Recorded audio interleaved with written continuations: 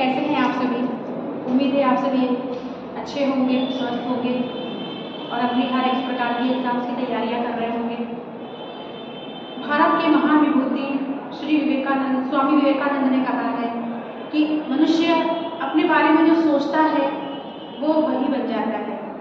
अगर हम सोचते हैं कि हम कमज़ोर हैं तो हम निश्चित रूप से अंदर से कमज़ोर हो जाते हैं, हमारा मनोबल गिर जाता है और एक टूटे हुए मनोबल के साथ इंसान जीवन में सफलताएं प्राप्त नहीं कर सकता। यदि हम सोचते हैं कि हम मजबूत हैं तो हम निश्चित रूप से अपने आप को अंदर से मजबूत महसूस करते हैं।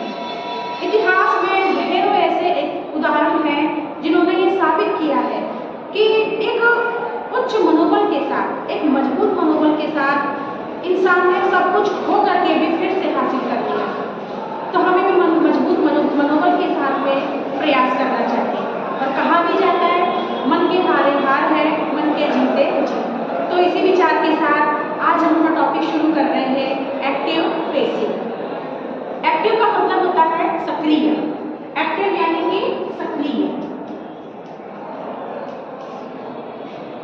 और पैसिव यानी कि निष्क्रिय। ऐसा वाक्य जिसमें हमारा कर्ता, जो हमारा वाक्य का सब्जेक्ट है, वो सक्रिय होता है, तो ऐसे वाक्य को हम कहते हैं एक्टिव।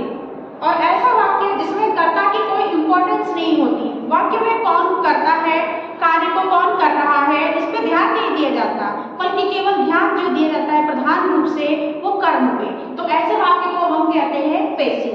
तो इस टॉपिक को हम एक्टिव वॉइस, पैसिव वॉइस या एक्टिव पैसिव या केवल वॉइस भी कहते हैं। तो कई बार एग्जाम में केवल वॉइस भी आता है कि change the voice of the sentence, तो हमें कंफ्यूज नहीं होना है। वॉइस का मतलब यही है कि हमें एक्टिव से पैसिव कर देना है। और अगर हमारे सेंटेंस में कई बार पैसिव दिया होता है तो हमें उसे एक्टिव में चेंज करना होता है, क्योंकि वो वॉइस चेंज करना है, जो दिया है उसको दूसरे वाले में कर देना है। इसे हिंदी में हम कहते हैं कर्तवाच्य और ये है कर्मवाच्य। जैसा कि नाम से ही पता चल रहा है, इसमें कर्ता प्रधान होता है और पैसिव वॉइस में कर्म प्रधान होता है। ऐसे सभी सेंटेंस जिसमें ऑब्जेक्ट नहीं होता, कर्म यानी कि ऑब्जेक्ट, तो ऐसे सभी सेंटेंस जिसमें ऑब्जेक्ट नहीं होता उन्हें एक्टिव से पैसिव में कन्वर्ट नहीं किया जा सकता है। तो इसके कुछ नियम हैं, इसे हम टेंस वाइज नहीं पढ़ेंगे, टेंस वाइज पढ़ने में समय लगता है, तो हम डायरेक्ट हेल्पिंग वर्ब की हेल्प से ही याद करके प्रैक्टिस करके इसे सीखेंगे। ये बहुत आसान होते हैं और 2 से 3 बार प्रैक्टिस करने में ही ये अच्छे से याद हो जाते हैं और हर प्रकार की परीक्षा में ये पूछे जाते हैं। और बोलचाल की भाषा में पैसिव वॉइस का इस्तेमाल अधिक से अधिक किया जाता है, तो इसलिए हमें इसे सीखना बहुत जरूरी होता है।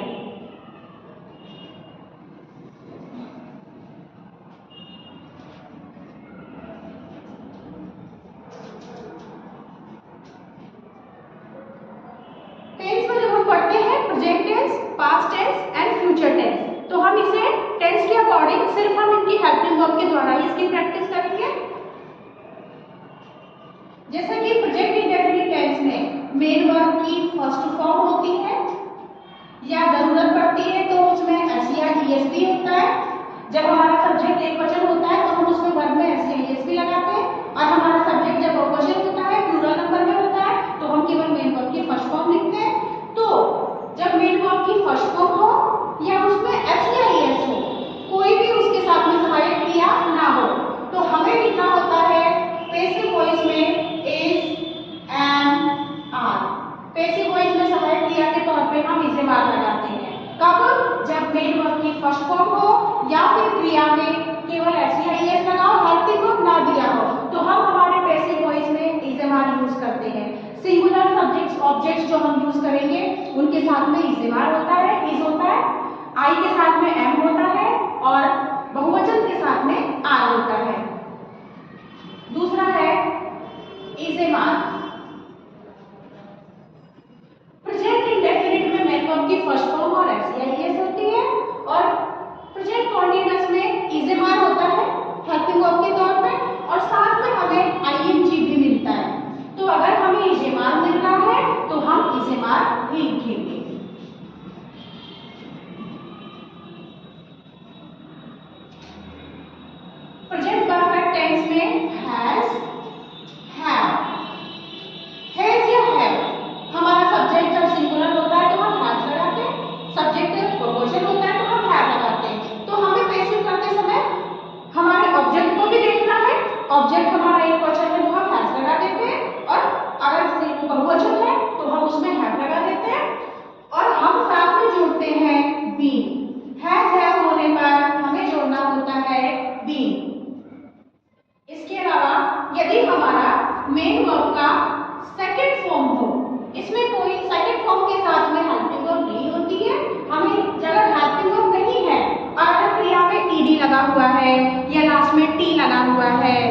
जो भी सेकंड फॉर्म मिलती है, जो हम याद भी करते हैं, हमें याद तो करनी ही पड़ती है, तो हम उसे आराम से पहचान सकते हैं कि उसमें ईडी लगा हुआ है, या वो हमें थर्ड फॉर्म जैसे दिखाई दे रही है, पर उसमें हेल्पिंग वर्ब नहीं है, इसका मतलब वो सेकंड फॉर्म है।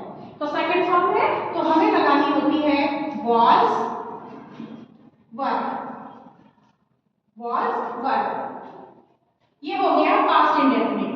पास्ट इंडेफिनिट में हम जब नेगेटिव बनाते हैं तो हमें डिड के साथ में नॉट मिलती है, डिड के साथ में नॉट मिलती है। अगर डिड और नॉट है तो भी हमें लिखना होगा was were। ये दो चार चीजें हैं जो हम याद कर लेते हैं तो पैसिव वॉइस हम बहुत ही आराम से कर सकते हैं। अगर हमारे सेंटेंस में हैड आ रहा है तो हमें हैड के साथ केवल बीन जोड़ देना है, तो हम इसे याद कर सकते हैं हैज हैव या हैड हो तो बीन जोड़ा जाता है। कुछ मॉडल्स जैसे कि विल, शैल, ये फ्यूचर टेंस में हेल्पिंग वर्ब के तौर पे भी यूज किए जाते हैं। तो इनके अलावा और भी मॉडल्स होते हैं, will, shall, can, could, may, might,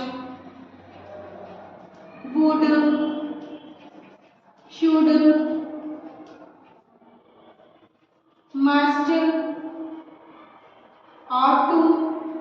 तो ये सारे मॉडल्स हैं और ये फ्यूचर टेंस में यूज किया जाता है, टेंस बनाने के लिए, सेंटेंस में ट्रांसलेट करने के लिए। और इसके अलावा विल, शेल के अलावा ये जो बाकी जो शब्द हैं ये मॉडल्स की तरफ से यूज किए जाते हैं। तो अगर इनमें से हमें कुछ भी दे दिया जाता है तो हमें जो होगा उसको रख देना है और उसी के साथ केवल हमें ऐड करना है बी। तो इस तरीके से ये पैसिव वॉइस बनाते समय हो जाता है will be, shall be, can be, could be, may be, might be, would be, should be, must be और टू बी। इस तरीके से हम इसे याद कर लेते हैं। एक चीज और हमें ध्यान देनी है लास्ट, वो ये है कि यदि हमारे सेंटेंस में क्रिया में आईएनजी आ रहा है, ये हमारी वर्ब है, वर्ब की फर्स्ट फॉर्म में अगर आईएनजी आ रहा है तो उस आईएनजी को हम हटाते नहीं हैं, बल्कि हम उसे क्या करते हैं बीइंग के रूप में अपने पैसिव के सेंटेंस में लिखते हैं। यहाँ पे आईएनजी तो हम भी आईएनजी वाली फॉर्म यूज कर लेंगे, किस रूप में, बीइंग के रूप में। तो हमें हमारे सेंटेंस में बीइंग के रूप में उसे लिख लेना है। तो ये कुछ चीजें हैं, एक बार हम छोटा सा रिवीजन ले लेते हैं।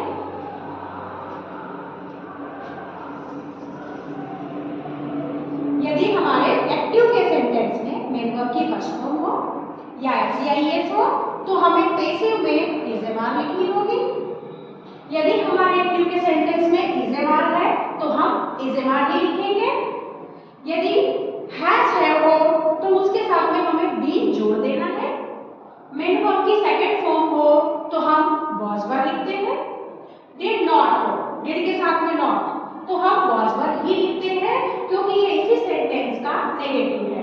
अगर हैड है हमारे एक्टिव के सेंटेंस में हेल्पिंग वर्ब, क्योंकि हेल्पिंग वर्ब से हम टेंस की पहचान करते हैं, तो इसमें हमें हैड के साथ में बी जोड़ देना है। Will, shall, can, could, may, might, must, would, should, could, ये सभी मॉडल्स होती हैं और मॉडल्स के साथ में हमें बी जोड़ देना, मॉडल्स के साथ में हमें बी जोड़ देना है।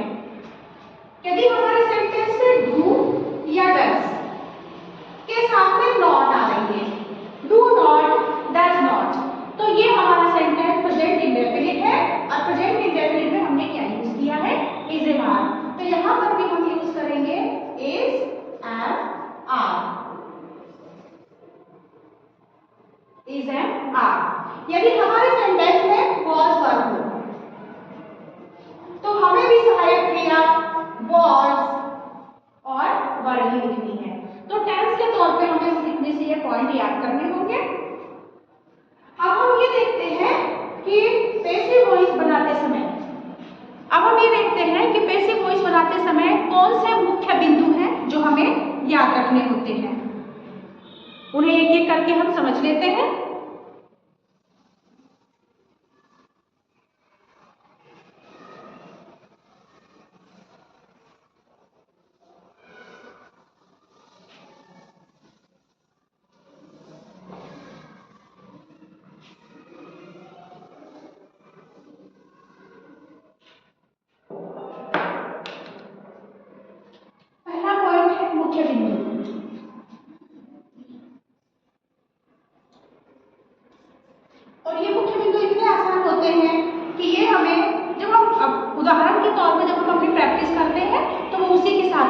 याद होते चले जाते हैं। तो पहला हमारा बिंदु है एक्टिव वॉइस के वाक्य के सब्जेक्ट को पैसिव का ऑब्जेक्ट बनाते हैं।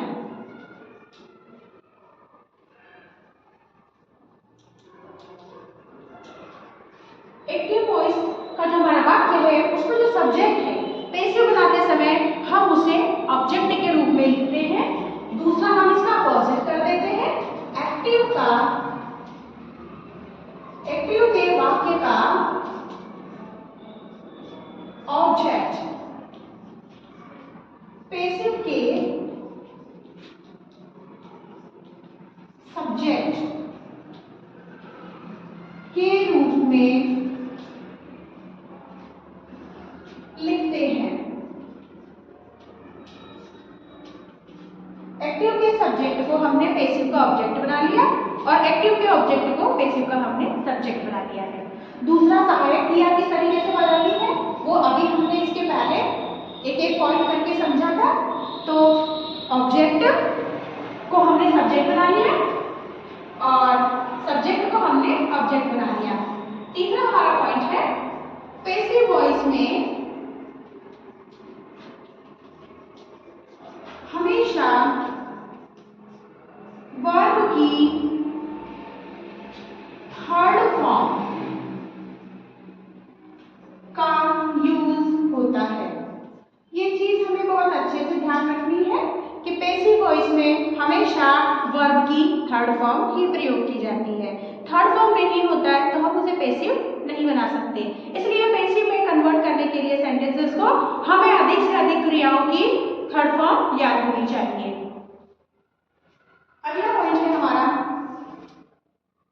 वर्ब की थर्ड फॉर्म के बाद बाई लिखा जाता है।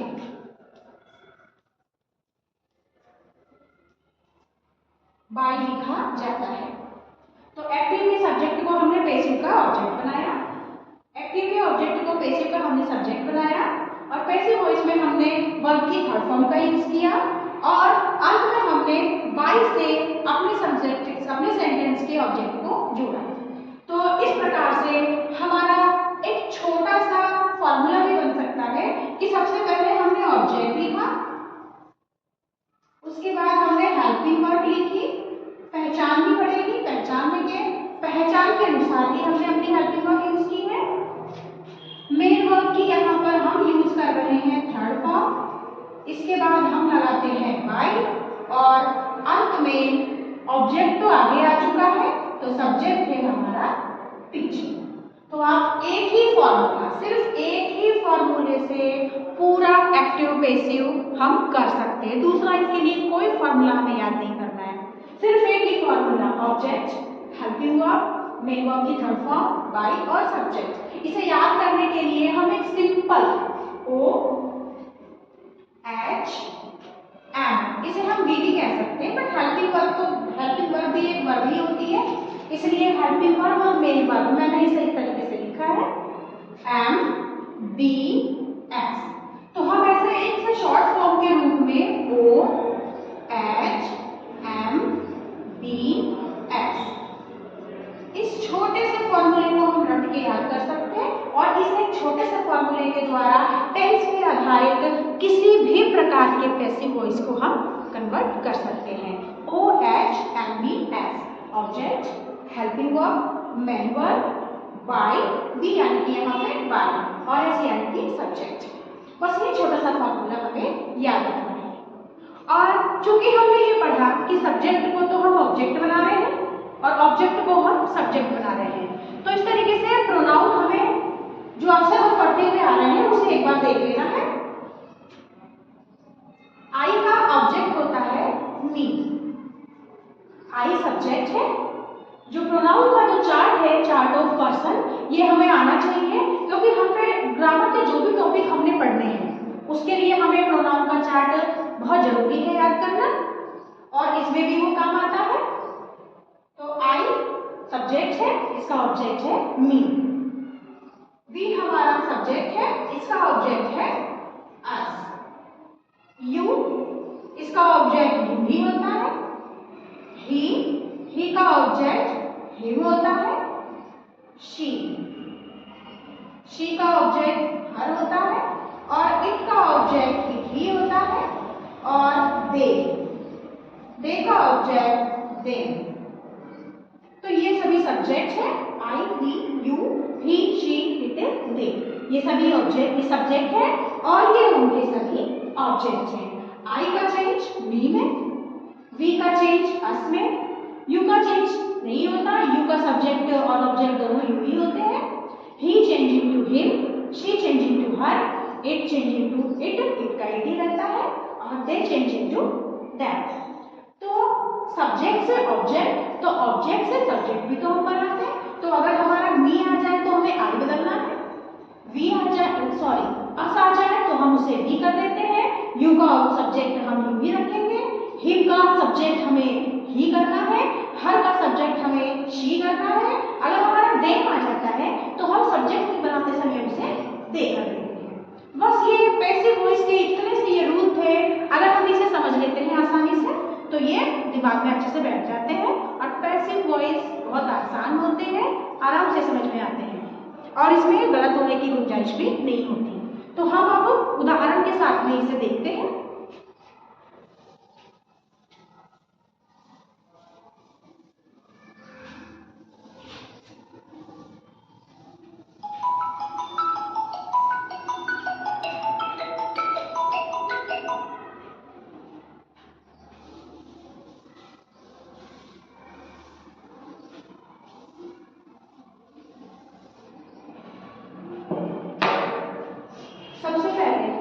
सबसे पहले हम हमारा वाक्य लेते हैं मेन वर्ब की फर्स्ट फॉर्म में, SEIS या केवल मेन वर्ब की फर्स्ट फॉर्म या डू नॉट, डज नॉट के साथ में।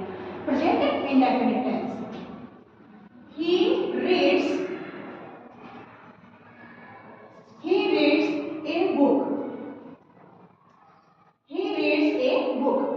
अब हमें पहचानना होगा कि इसमें हम हेल्पिंग वर्ब कौन सी आखिर यूज करें, और हमारे पास हमारा सिंपल सा फॉर्मूला है OHMBS ऑब्जेक्ट। तो हमें इसमें पहचानना होगा कि हमें यहाँ पे हेल्पिंग वर्ब कौन सी यूज करनी है, और हमारे पास फॉर्मूला है OHMBS object, helping verb, main verb. Passive voice में मेन वर्ब की थर्ड फॉर्म, बी यानी कि बाय और एस यानी कि सब्जेक्ट। तो सबसे पहले हमारा ऑब्जेक्ट, ऑब्जेक्ट हम देखते हैं क्रिया के जस्ट बाद होता है ऑब्जेक्ट बुक। तो बुक के साथ में, ऑब्जेक्ट के साथ में अगर कोई डिटरमिनर लगा हो, डिटरमिनर जैसे कि article A and the, this that, my, your, his, 1 2 3, this that, these those, अगर कुछ भी डिटरमिनर लगा हो तो वो हमें ऑब्जेक्ट का साथ में ही रखना होता है, तो हम इसे अलग नहीं कर सकते। तो हमारा ऑब्जेक्ट है ए बुक। अब यहाँ पर हेल्पिंग वर्ब आती है, ऑब्जेक्ट हम लिख चुके हैं पीछे से, ऑब्जेक्ट को हमने यहाँ पे लिख लिया, अब हमें हेल्पिंग वर्ब लिखनी है। हेल्पिंग वर्ब मेन वर्ब की फर्स्ट फॉर्म है केवल, और हमने स्टार्टिंग में ही पढ़ा था मेन वर्ब की फर्स्ट फॉर्म आए तो हमें इज़ेमार लिखना होता है। अब इज़ेमार में से हमें क्या लेना है, इसके लिए हमें ये देखना है कि हमारा ऑब्जेक्ट कौन सा नंबर है, नंबर यानी कि वचन। तो ये एक वचन है, इज़ेमार में से इज आएगी। हेल्पिंग वर्ब हो गया, मेन वर्ब की third form read, read, read, third form is read, B यानी कि बाय, और हमारा सब्जेक्ट ही का ऑब्जेक्ट बदलना है, सब्जेक्ट को हम ऑब्जेक्ट बना के पीछे लिखेंगे, ही का ऑब्जेक्ट है हिम। तो हमारा वाक्य बन जाता है ही रीड्स ए बुक। तो हमारा वाक्य बन जाता है a book is read by him. इसी प्रकार से दूसरा सेंटेंस, द टीचर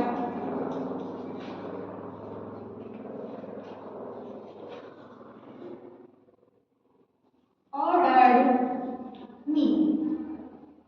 टीचर ने मुझे आदेश दिया है।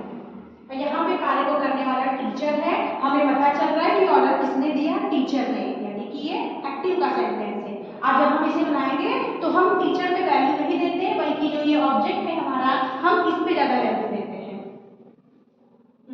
तो सबसे पहले हमें लेना है ऑब्जेक्ट। इस सेंटेंस ऑब्जेक्ट मी का हम बनाएंगे सब्जेक्ट आई। अब हम यहाँ पे देखते हैं कि जो हेल्पिंग वर्ब है हमारी, यहाँ पे हेल्पिंग वर्ब नहीं दिया हुआ है, मेन वर्ब की सेकंड फॉर्म दी हुई है। मेन वर्ब की second form past indefinite tense है। मेन वर्ब की सेकंड फॉर्म आए तो हमें क्या करना होता है, was वर लिखना होता है। हेल्पिंग वर्ब के तौर पे हम लिखते हैं was वर। तो आई के साथ was, मेन वर्ब की थर्ड फॉर्म, यहाँ पे सेकंड फॉर्म दी हुई है, थर्ड फॉर्म भी वही होती है, ordered.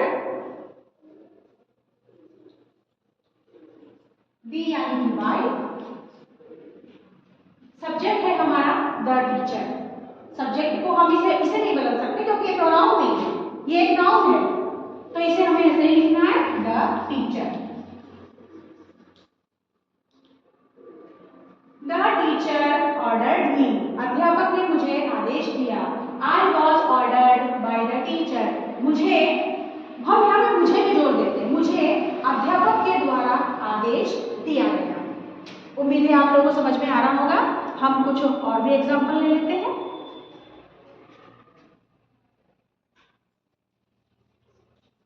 Sita writes a story, Sita एक कहानी लिखती है। तो सबसे पहले हमारा वही फॉर्मूला, ऑब्जेक्ट, स्टोरी के साथ में ए भी लगा हुआ है, तो हमारा ऑब्जेक्ट है ए स्टोरी। मेन वर्ब की फर्स्ट फॉर्म है SEIS है, कोई हेल्पिंग वर्ब नहीं, इसका मतलब हमें इज एमआर लिखना है फर्स्ट फॉर्म में, तो इज एमआर। तो story, single story, only one story, it means it's. A story is, main verb की third form, right, wrote, written. Third form है राइट की, रिटन। बी यानी कि बाय। सीता, सीता भी एक नाउन है, अगर ये प्रोनाउन होता है, यहाँ पे शी होता तो हम उसे हर कर लेते, पर नाम नहीं चेंज होता, नाम तो नाउन है, हमें उसे वैसे ही लिखना है by Sita. Sita writes a story, Sita एक कहानी लिखती है। A story is written by Sita, एक कहानी सीता के द्वारा लिखी जाती है। तो यहाँ पे जो प्रेशर होता है हमारा, जो प्रधान होता है वो होता है सब्जेक्ट, और इसमें जो हमारा प्रधान होता है वो होता है कर्म। एक्टिव की शुरुआत सब्जेक्ट से होती है और पैसिव के सेंटेंस की शुरुआत कर्म से होती है, इसीलिए इसे हम कहते हैं कर्तवाच्य और इसे हम कहते हैं कर्मवाच्य। कुछ और भी एग्जांपल्स इस प्रकार से हम देख लेते हैं।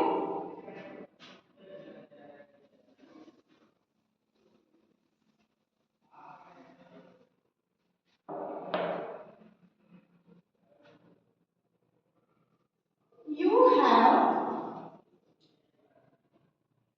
told truth. You have told truth. Formula हमारा वही है, दूसरा कोई फॉर्मूला हमें याद नहीं करना है। तो इसके लिए सबसे हम पहले देखते हैं ऑब्जेक्ट। ऑब्जेक्ट है हमारा क्रिया के जस्ट बाद ट्रूथ, यही हमारा ऑब्जेक्ट है ट्रूथ। इसके बाद हेल्पिंग वर्ब हैज हैव आ रही है। अगर हमारे सेंटेंस में हैज हैव होता है तो हमें हैज या हैव में से जो भी एप्रोप्रिएट हेल्पिंग वर्ब होती है वो लिखनी होती है, और साथ में हमें जोड़ना होता है बीन।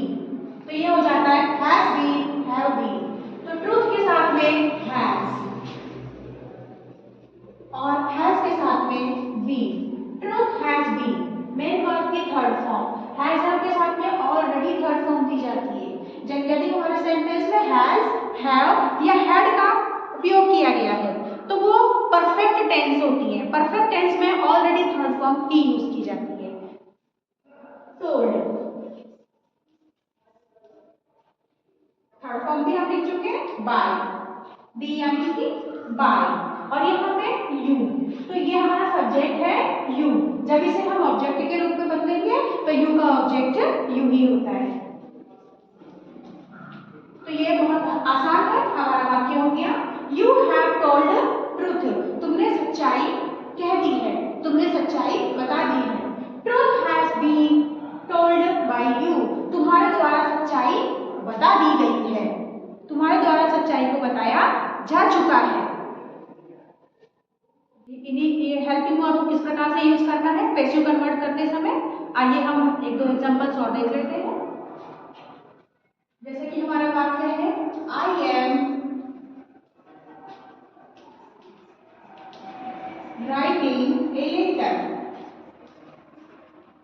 तो हमारा वही फॉर्मूला है, इसे हम कहीं भी छोटा सा लिख सकते हैं, OHMBL। सबसे पहले हमारा ऑब्जेक्ट ए लेटर,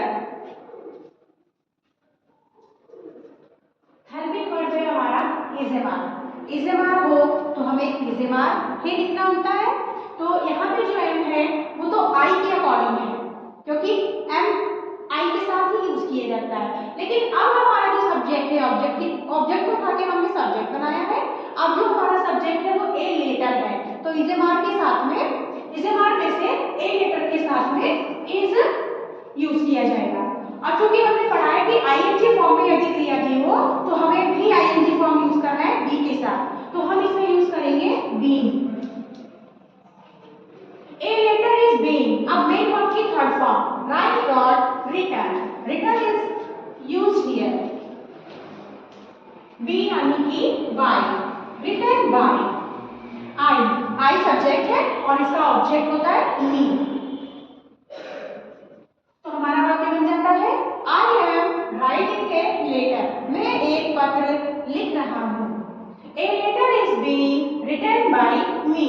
मेरे द्वारा एक पत्र लिखा जा रहा है।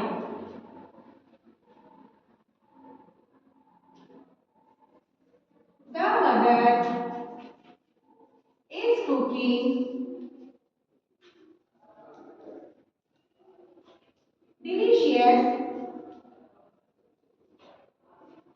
Delicious food. माता जी स्वादिष्ट भोजन पका रही हैं। तो इसका पैसिव वही फॉर्मूला है, ऑब्जेक्ट है हमारा फूड, लेकिन फूड को डिफाइन करने के लिए कुछ और भी वर्ड लिखा हुआ है इसके अंदर, डिलीशियस। तो इसे हम अलग नहीं करेंगे, इसके साथ में हमें ऑब्जेक्ट के रूप में लिखना है delicious food.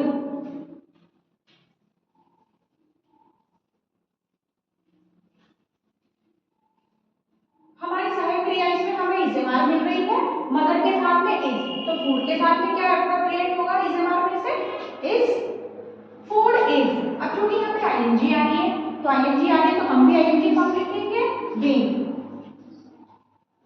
Delicious food is being. Helping verb तक हम कर चुके हैं। मेन वर्ब, मेन वर्ब में हमारी कुक, थर्ड वर्ब होती है cook, cooked, cooked. Is being cooked by the mother.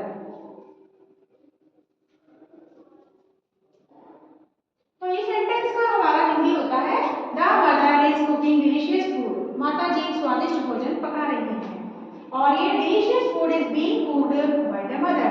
स्वादिष्ट भोजन माता जी के द्वारा पकाया जा रहा है। आशा है आप आज का ये जो हमारा लेसन है कि आप लोगों को बहुत अच्छे से समझ में आया होगा।